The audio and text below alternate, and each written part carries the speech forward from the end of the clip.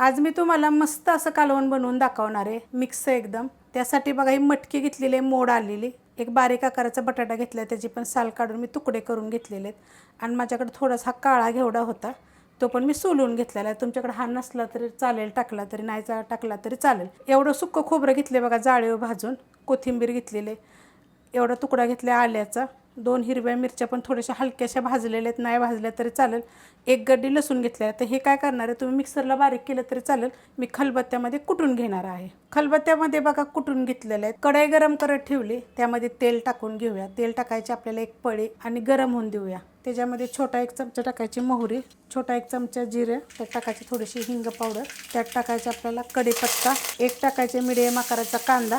आणि हा कांदा चांगला भाजून घेऊया आपण।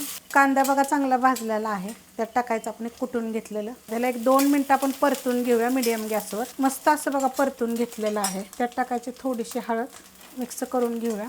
आणि त्यात टाकायचं आपल्याला 1 टोमॅटो, छोट्या आकाराचं घेतलेलं आहे, मोठ्या आकाराचं जरी घेतलं तरी चालेल। आणि हे पण आपल्याला 1 मिनिटभर परतून घ्यायचं। मस्त असं बघा परतून घेतलेलं आहे। गॅस करणार आहे बारीक। त्यात टाकायचं आपलं मसाला, हा कोल्हापुरी मसाला आहे। ह्याच्यात फक्त कांदा लसूण मी खोबरं घातलेलं नाही आहे। ह्याच्यामध्ये चवीप्रमाणे टाकायचं मीठ, मिक्स करून घेऊया। आणि हे सगळं जे आपण घेतलं होतं ना, ते सगळं थोडंसं मी धुवून घेतलेलं आहे। परत मटकी, काळा घेवडा आणि बटाटा, ह्यात काय करणार आहे, 1-2 मिनटं मी परतून घेणार आहे चांगलं। 2 मिनटं चांगलं परतून घेतलेलं आहे। आता ह्याच्यात टाकणार आहे मी 2 चमचे शेंगदाण्याचं कूट। आता ही जी मसाला आपण जे पहिला टाकला होता ना, जे मी खलबत्त्यात कुटून घेतलेला आहे, तो जर मिक्सरला बारीक केला का नाही एकदम बारीक, तर मग तुम्हाला शेंगदाण्याचं कूट बी टाकायची गरज नाही।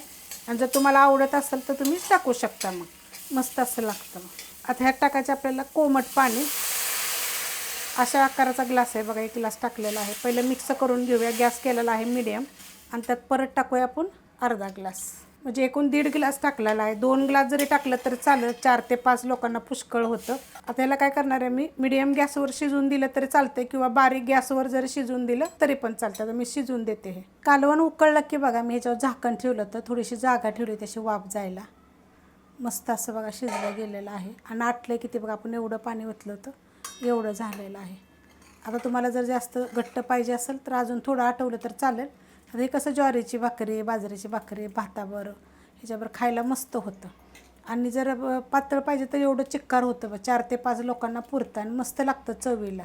आता ह्याच्यामध्ये कसं मी काळे घेवडा टाकलेला आहे, तो नाही टाकला तरी चालेल। तुम्ही मटकी आणि बटाट्याचा जरी असा रस्सा केला तरी चालू शकतो। एकदा करून बघा, अशा पद्धतीने मी केलेलं झटपट होतं आणि कमी साहित्यात। रेसिपी आवडली तर लाईक करा, सबस्क्राईब करा, कमेंट करा आणि शेअर बी करा।